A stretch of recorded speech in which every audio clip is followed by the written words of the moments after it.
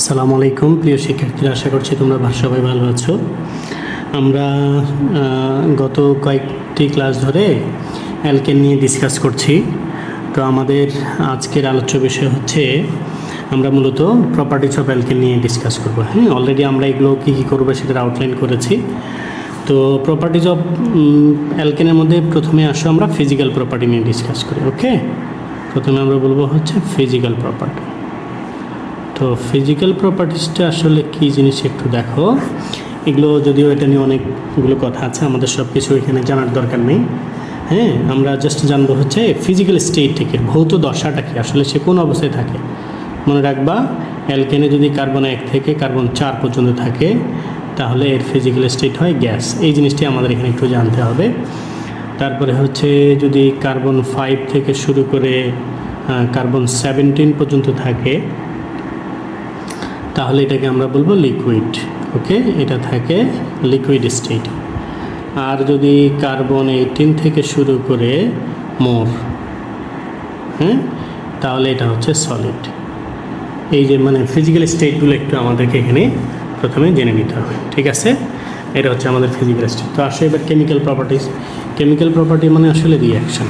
ওকে, chemical property মানে কি? Chemical property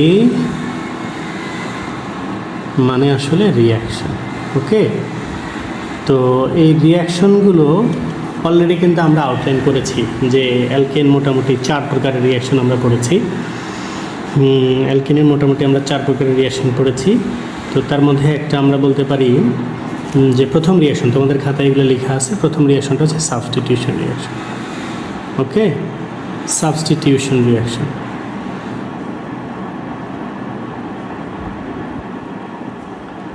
তো এই অ্যালকেনের যেটা সাবস্টিটিউশন রিয়াকশন, এই সাবস্টিটিউশন রিয়াকশনে আমরা আবার 2টা প্রকার দিই। মনে করে এই নাম্বার বললাম হ্যালোজেন সাবস্টিটিউশন। ওকে, এটাকে আমরা বলতে পারি হ্যালোজেন সাবস্টিটিউশন। Halogen substitution. তো হ্যালোজেন সাবস্টিটিউশন কি? খুবই সহজ, আমাদের আগেও ছিল এটা। সেটা হচ্ছে কি, দেখ অ্যালকেন, অ্যালকেন মানে আমি বলতে পারি RH, এই হচ্ছে RH প্লাস এটাকে হ্যালোজেনের সাথে যদি রেখে দিই, এই যে এক্স বন্ড এক্স, তোমরা জানো যে অলরেডি হ্যালোজেনকে আমরা এক্স বন্ড এক্স দিয়ে প্রকাশ করতে পারি। হ্যাঁ, কেন এক্স বন্ড এক্স দিয়ে প্রকাশ করতে পারি একটু দেখাই। যদি মনে করো এটা হচ্ছে আমার Cl2, এটাকে আমরা বলতে পারি Cl বন্ড Cl। হ্যাঁ, যেমন তাহলে এটাকে বলতে পারি X2, তাহলে এটা হচ্ছে এক্স বন্ড এক্স। ওকে, এটা হচ্ছে হ্যালোজেন। তো আসো, এ হচ্ছে এক্স বন্ড এক্স। এটা কি সানলাইটের প্রেজেন্সে বা আলট্রা ভায়োলেটের প্রেজেন্সে রিয়াকশনটা হয়। এই যে এখানে একটা কোপ দাও, এখানে একটা কোপ দাও, এই তো। তাহলে এটা হয়ে গেল, এটাই হয়ে যাবে তোমার হচ্ছে এই যে RX প্লাস HX। এই তো হয়ে গেল অ্যালকাইল হ্যালাইড। এই যে দেখো, এটা অ্যালকেন ছিল, এটা হয়ে গেল অ্যালকাইল হ্যালাইড। এখন যদি তুমি একটা এক্সাম্পল লেখো, মনে করো 2 কার্বনের যদি একটা এক্সাম্পল দাও, এই হচ্ছে CH3, এই হচ্ছে CH3 ছিল। আমি জাস্ট একটা কোপ দেওয়ার সুবিধার জন্য আলাদা করে লিখলাম। এখানে দাও ক্লোরিন বন্ড ক্লোরিন, এই দেখো। হ্যাঁ, ইউভি প্রেজেন্সে এটা হয়ে যাবে CH3, এই হচ্ছে CH2, এই হচ্ছে Cl প্লাস HCl। এটার নাম যদি আমি বলি ইথেন, এটা যদি হয় ইথেন তাহলে এটা হবে ইথাইল ক্লোরাইড। ওকে, এটা হচ্ছে ইথাইল ক্লোরাইড। কেমন? তো এটা হচ্ছে একটা সাবস্টিটিউশন। আচ্ছা, এখানে আরেকটা সাবস্টিটিউশন, একটা জিনিস তোমরা SSCতে এটাও পড়ে আসছো, কিন্তু এটা তোমাদের এখন দেখো খুবই ইম্পর্টেন্ট একটা জিনিস, এবং কম্পারেটিভলি আমরা বলতে পারি এটা একটু সহজ। এখান থেকে মাঝে মাঝে MCQ চলে আসে। হ্যাঁ, মনে করো আমি যদি মিথেনের মধ্যে যদি ক্লোরিন গ্যাস পাস করি, তাহলে মিথেনকে আমি এইভাবে লিখতে পারি, প্লাস ক্লোরিন মানে হচ্ছে এই হচ্ছে ক্লোরিন ক্লোরিন। হ্যাঁ, এই হচ্ছে ইউভি, হ্যাঁ, এই হচ্ছে আমার ইউভি দিলাম। তো এই যে কোপ মারো, এই যে কোপ, তাহলে আমার কম্পাউন্ড কি হয়ে গেল? Compound CH3Cl plus HCl।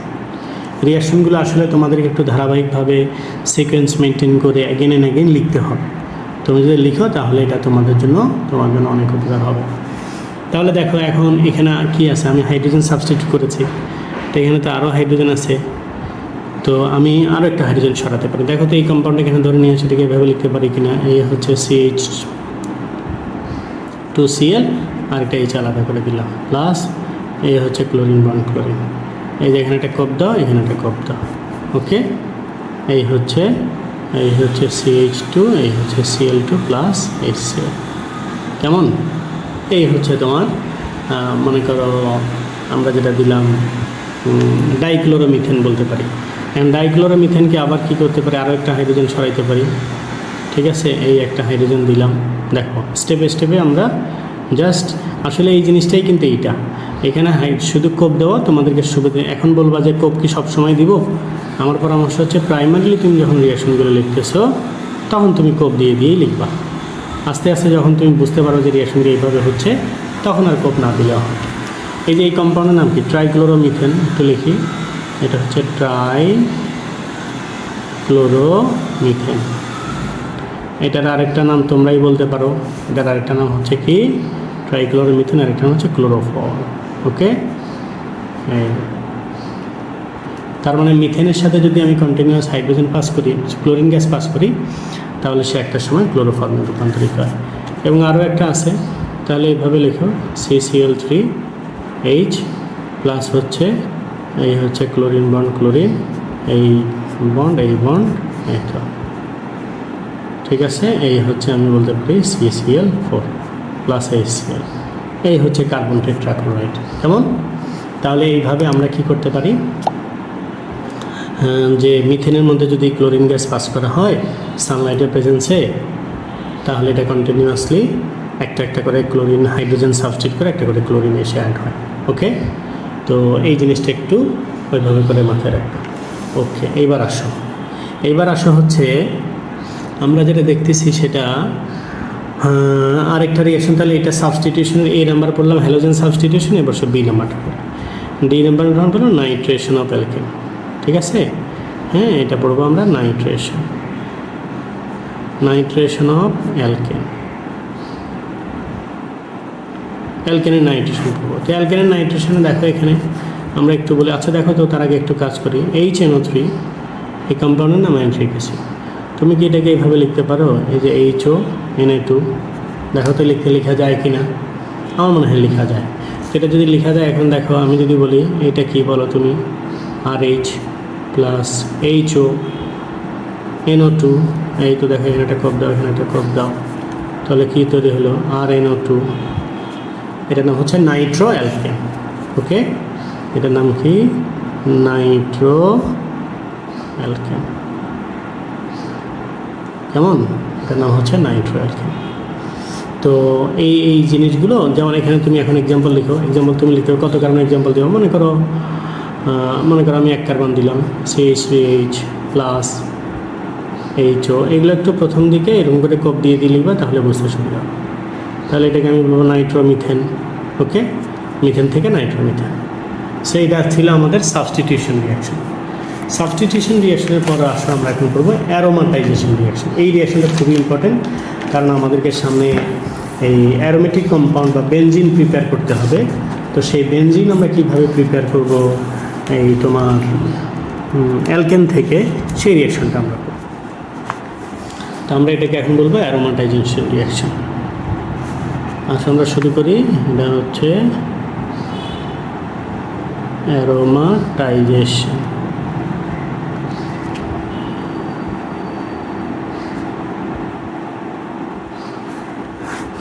তো অ্যারোমাটাইজেশন রিয়াকশনটা কি দেখো, অ্যারোমাটাইজেশন রিয়াকশনটা হচ্ছে হেক্সেন।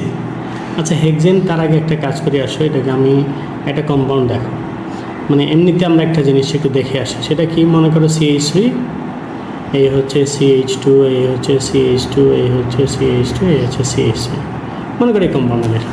আচ্ছা দেখো এখানে কয়টা CH2 আছে? 1 2 3, তিনটা CH2 আছে।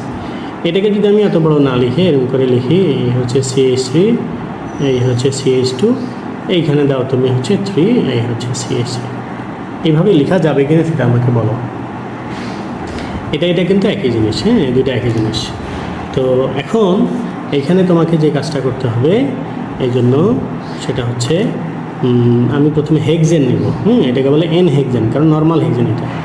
এই হচ্ছে CH3, এই হচ্ছে CH2, এই হচ্ছে আমার CH2, এই হচ্ছে CH2, তারপরে কয়টা নিলাম দেখো তো, 5টা হলো 6টা। দেখো তো এইটা কি নর্মাল হেক্সেন। তো এই নর্মাল হেক্সেনকে আমি একটু অত বড় না লিখে একটু ছোটো করে লিখি। এই হচ্ছে CH3, এই হচ্ছে CH2, CH2 কয়টা আমার, CH2 হচ্ছে 4টা, এই হচ্ছে CH3। কেমন, এটাকে আমি হেক্সেন বলতে পারি। এই হেক্সেনকে সবাই একটু কিন্তু এগুলো বুঝি, এগুলো অত পড়াগুলো অত বেশি ইন্টারেস্টিং না, বাট তোমাকে একটু পড়তে হবে, পড়ার বিকল্প নাই। এই যে 500 ডিগ্রি সেলসিয়াস টেম্পারেচারে হিট দিলে এবং 40 অ্যাটমসফিয়ার প্রেশারে সে তৈরি করে বেনজিন তৈরি করে। ঠিক আছে, এটা কিন্তু বেনজিন প্রিপারেশন একটা রিয়াকশন। আমরা যখন বেনজিন পড়বো তখন প্লাস এই যে 4 হাইড্রোজেন, ক্লিয়ার, প্লাস 4 হাইড্রোজেন। তো এই যে হেক্সেন থেকে বেনজিন, এটাকে বলো বেনজিন।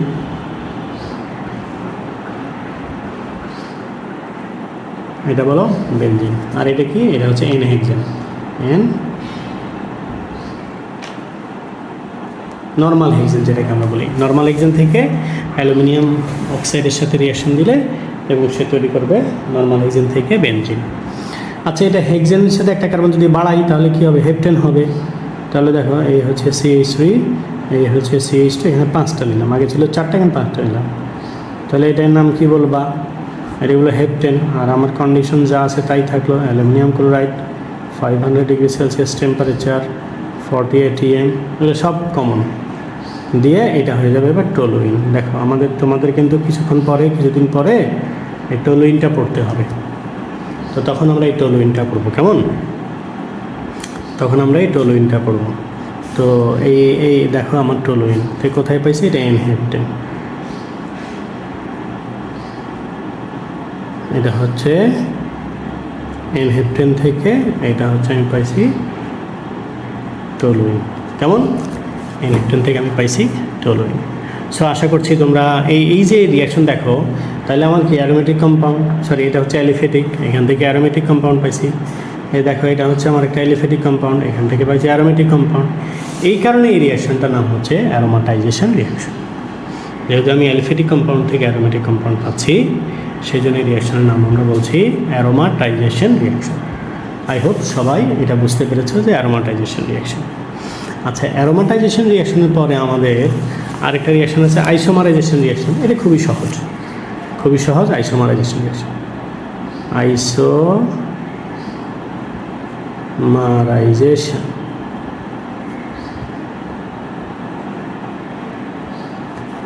এটা তোমরা সম্ভবত পড়েছো যে আইসোমারাইজেশন রিয়াকশনটা আসলে আইসোমারাইজেশন রিয়াকশনটা হচ্ছে যে তোমরা এসএসসিতে যে আইসোমার পড়ে আসছো, এখানেও ছিল আইসোমারাইজেশন রিয়াকশন। মনে করো আমি যদি এই যে CH3, এই হচ্ছে CH2, এই হচ্ছে CH2, এই হচ্ছে CH3, এখানে দেখো 4টা কার্বন আছে, হাইড্রোজেন আছে হচ্ছে 10টা। তো এটা যদি এই কম্পাউন্ডে যদি অ্যালুমিনিয়াম ক্লোরাইডের প্রেজেন্সে 300 ডিগ্রি সেলসিয়াসে হিট দেওয়া হয়, তাহলে সে তৈরি করে 2-মিথাইল প্রোপেন। এই যে একটা কার্বন এখানে চলে আসে। তাহলে দেখো এখানেও যতগুলা কার্বন হাইড্রোজেন, এখানেও ততগুলা কার্বন হাইড্রোজেন, কিন্তু এটা হচ্ছে বিউটেন, এটা হচ্ছে 2-মিথাইল প্রোপেন। এই যে একটা কম্পাউন্ড থেকে আরেকটা কম্পাউন্ড হলো, এটা দে আর আইসোমার টু ইচ আদার, এবং এই রিয়াকশনটাকে বলে আইসোমারাইজেশন রিয়াকশন। তো অ্যালকেন থেকে এভাবে মানে নর্মাল অ্যালকেন থেকে ব্রাঞ্চড অ্যালকেন, দেখো এটা যে ব্রাঞ্চড অ্যালকেন আমরা পাইতে পারি। ওকে, নর্মাল অ্যালকেন থেকে আমরা পাইতে পারি ব্রাঞ্চড অ্যালকেন। তো আসো এরপরে আমাদের আরেকটা রিয়াকশন হচ্ছে আমরা বলতে পারি কম্বাসশন রিয়াকশন। আরেকটা রিয়াকশন আমরা বলতে পারি কি, কম্বাসশন রিয়াকশন। তো সেই কম্বাসশন রিয়াকশনটা কী জিনিস লিখো একটু, কম্বাসশন।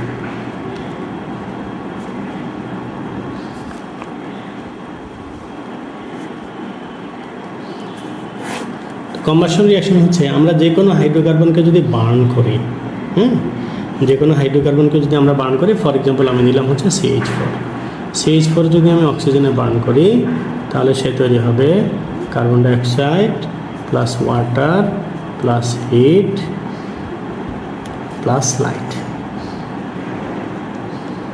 ওকে, কার্বন ডাইঅক্সাইড অক্সিজেন মানে methane plus oxygen plus carbon dioxide, হ্যাঁ, মানে এই কী বলে, মিথেনকে যদি আমি অক্সিজেন বার্ন করি, carbon dioxide water vapour heat এবং লাইট হবে। এইটাই মূলত কম্বাসশন রিয়াকশন।